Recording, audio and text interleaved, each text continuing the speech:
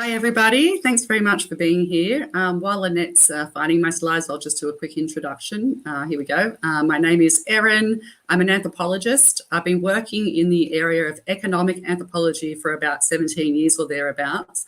And in the last 10 years, I've focused specifically on financial behaviour, financial thinking, financial emotions, basically anything to do with being human and being finance. And as such, I'm really focused more on the perspective of the customer or the user or just the person, depending on how you want to describe the individuals there. Annette, may I have the next slide, please?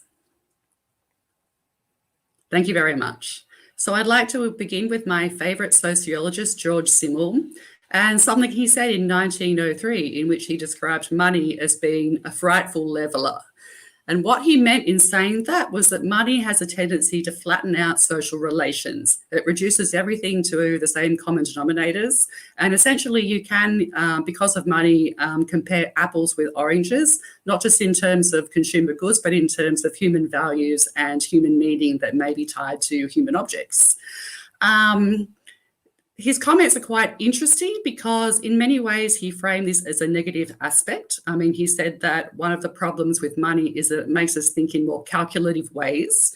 And he does in fact have quite a good point there. Some quite recent research has showed that when humans in experiments are presented with information about money, they go on to make different kinds of decisions than experimental subjects who are not first made to think about money, and the research shows they will often make actually more selfish decisions. So money does in fact affect the ways that we think.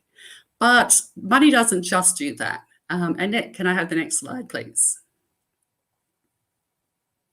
Thank you very much. As we all know, money may have some of these flattening effects, and certainly we all know people who think a lot about money and seem to be quite on a bent to think in calculative ways. But the vast majority of us think very much in terms of emotions when we think about money. And I've spent a lot of time observing this, listening to conversations of people talking about their money. And most of the conversations that people have when they try to describe their finances are not about, numbers. In fact, they talk about their fears and their feelings of guilt and so on and so forth.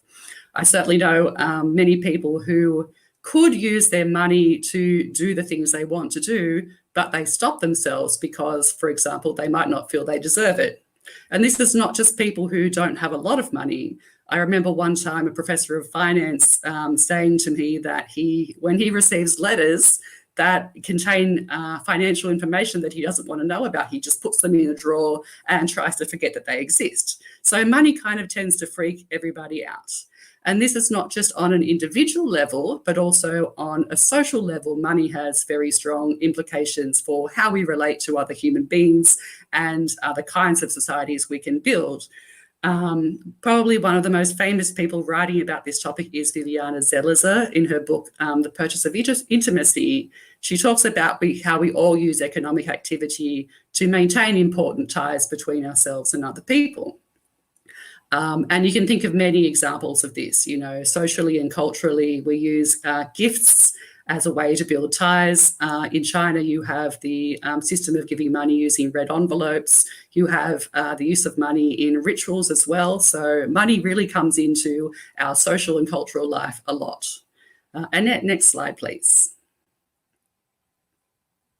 So all this is very interesting when you get to the topic of fintech, because the new generation of financial tools kind of changes the ways in which we relate to our finances with respect to how we interact with them. And in many ways, I'm really excited about this new generation of financial tools. But in other ways, I find them really problematic. So first of all, what are the benefits? Well, financial tools such as the new generations of financial management apps, investment tools, and so on that all consumers can now access can do many things like give you visibility over your finances. They can incorporate a lot of behavioral research to improve the ways we deal with money. For example, there's an app called Dreams that allows you to save money, but rather than telling you how much money you've saved or getting you to think in terms of money, it gets you to think in terms of goals. And that tends to motivate people more. So there are many examples of this. And perhaps most importantly for this talk, they can also incorporate ways to deal with your emotions around money. There is one app called Navit, and this is the picture on the screen here, that lets you check in and say what your money mood is. So that can help you build awareness of how your money is affecting your emotional life and how your emotional life is affecting your use of money. So there is lots of potential here. Next slide, please. Thank you. So herein we get to the problems, and specifically the idea that financial inclusion as a problem can be solved by technical means. As Anders said, maybe I should actually say organizational here, but maybe it's a technical kind of organization. Now, the thing with financial inclusion is that for decades now, the ability of financial tools has been touted as a way to kind of lift people out of poverty.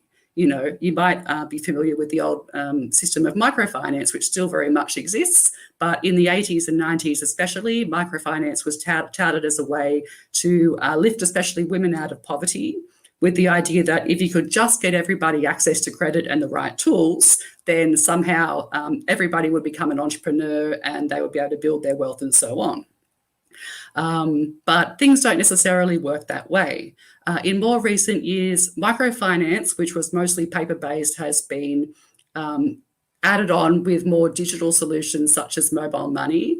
And while there is little evidence in terms of the impact of these services in alleviating poverty, it is fairly clear already that they're probably going to face the same issues. Annette, next slide, please. Thanks. So I'm going to talk about two limits here to these kind of technical organizational solutions. And one of them is very much that idea that even if you have people accessing the right tools, it doesn't necessarily mean that that's going to help them to overcome structural limitations. So with microfinance, this book on the left here called Due Diligence is a study of decades of microfinance impact research. And the author of the book basically concludes that there is really no solid evidence that microfinance has really had that much of an impact on poverty. In fact, in some cases, microfinance has very much contributed to getting people into debt. So it can possibly have as many adverse effects as it does poverty, positive ones. Similarly, if you look at financial services for women, Annette and I recently published this report you see here on the right-hand side. In this report, we survey the whole new generation of financial tools available that are either designed specifically for women or are used extensively by them. There are many apps on the market now that really do cater to the female market, and they're super interesting and they incorporate lots of really useful features. And they potentially do lower the barriers for women to get into things like investing, for example, or to have conversations with other women to increase their financial knowledge. But at the end of the day, they don't really pose any challenge to the kind of structural inequalities that we see, such as the general wealth gap between women and men. While they may assist women in managing their incomes, they are really not going to have any effect on that wealth gap. So while I very much see these tools as extremely useful, we do need to recognise that limit. Next slide, please. So this one I don't have to talk about much. I think the groundwork has already very much been laid by the previous speakers. But certainly, as Susie and Anders both pointed out, there are issues in financial services. One of my favourite examples is the Apple Card, which in 2019 came into some trouble when it turned out that women were receiving offers of credit that were much, much lower than those that men were receiving, even among couples who jointly owned all their property. There was a case of a man receiving 20 times the credit limit of his wife, even though she actually had a better credit score. And even Steve Wozniak, who's the co-founder of Apple, said that he and his wife actually had the same problem. So it goes to show that I guess everybody is possibly subject to these algorithms. They would probably impact people who are very poor far more than they might impact Steve Wozniak, but it's very much a widespread thing. One of my favourite books that talks about how to deal with this situation is Hello World on the right-hand side here. And this book is particularly interesting because it goes to lengths to show how you can combine the best of human decision-making and algorithmic decision-making, the circumstances in which you're better off depending upon the machines and the circumstances in which humans are actually better off taking over. Next slide, please. So this is actually my last slide, so a nice quick tour through my topic today. Thanks very much to Anders and Susie for laying some groundwork that I didn't have to cover. But what does this mean? What should we be doing? My conclusions are probably a little bit different to the previous speakers. They're much more in a general sense. So the first and very most important one is to recognise the limits of what these Fintechnical solutions can do. As I've stated, these kinds of financial tools and things like computer learning, machine learning, absolutely can have many extremely useful applications, but let's not go overboard in overestimating what they can achieve, because that just undermines the process of trying to actually improve the situation, especially for poor and marginalised groups. The second thing, which is not really discussed very often, is that I believe that we should actually put less emphasis on this idea that everybody should use these financial tools. In lower income countries especially, there tends to be an idea among proponents of things like microfinance and mobile money that if only everybody signed up, if only everybody was using these tools, then everybody would be better off. And they tend to assume that if people are not using things like mobile money, it's because they either don't know about it or they're ignorant or they're financially literate.